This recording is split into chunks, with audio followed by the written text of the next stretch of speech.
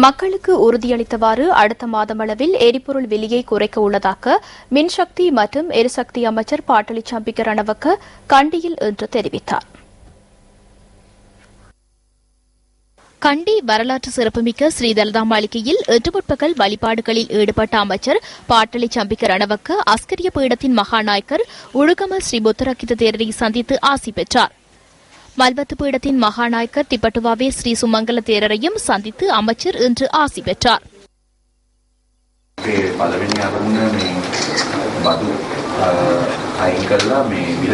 வரிகளை நீக்கி விலைகளை நிர்ணயிப்பதற்கான முறைமையொன்றை டீசல், பெட்ரோல் மற்றும் மண்ணெண்ணெய்க்காக அறிமுகப்படுத்துவதே இந்த முதலாவது நோக்கமாகும். அரசியலமைப்பு திருத்தத்திற்கான சட்டம் மூலம் தற்போது தயாரிக்கப்பட்டுள்ளது. ஜனாதிபதி பதவி தொடர்பிலும் சுயாதீன ஆணைக்குழுக்கள் தொடர்பிலும் அதேபோன்று தேர்தல் முறைமை தொடர்பிலும் அதில் குறிப்பிடப்பட்டுள்ளது. தேர்தலின் போது அரசு அதிகாரம் மிகவும் கொடூரமான முறையிலும் சட்டவிரோதமான முறையிலும் பயன்படுத்தப்பட்டு அச்சுறுத்தல் விடுக்கப்பட்டது. ஆகவே எதிர்காலத்தில் அத்தகைய நிலைமை உருவாகாத வகையில் தேர்தல் ஆணையாளரை வலுப்படுத்துவதற்கு நாம் எதிர்பார்க்கின்றோம்.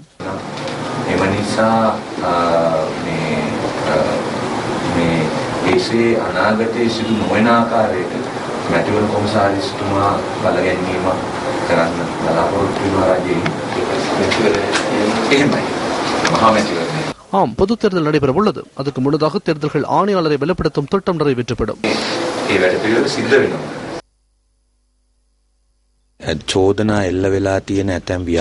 குற்றச்சாட்டுகளை எதிர்நோக்கியுள்ள ஒரு சில வர்த்தகர்கள், அதிகாரிகள் மற்றும் ஒரு சில அரசியல்வாதிகள் தற்போதைய அரசாங்கத்திற்கு ஆதரவு வழங்க முன்வந்துள்ள போதிலும் அவர்களது குற்றச்சாட்டுகள் இல்லாமல் போகாது.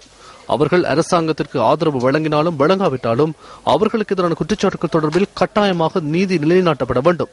அதேபோன்று 1995 ஆண்டு 36 தொன் வெடிப்பொருட்களை கொண்டு வந்து தலதா மாளிகை உள்ளிட்ட பல்வேறு இடங்களில் அதனை வெடிக்கச் செய்து ராஜபக்ச அரசாங்கத்தினதும் கோட்டபாயவினதும் செல்ல பிள்ளையாக வாழ்ந்த புலித்தலைவர் குமரன் பத்மநாபன் தொடர்பிலும் கட்டாயமாக நீதி நிலைநாட்டப்பட வேண்டும். அதற்கு தற்போதுள்ள சட்ட ஏற்பாடுகளில் குறைபாடுகள் உள்ளதை நாம் காண்கிறோம். அதனை திருத்திக் கொண்டு விசாரணை நீதிமன்றத்தின் கீழ் இவர்களுக்கு எதிராக கட்டாயமாக நாம் நடவடிக்கை மேற்கொள்வோம்.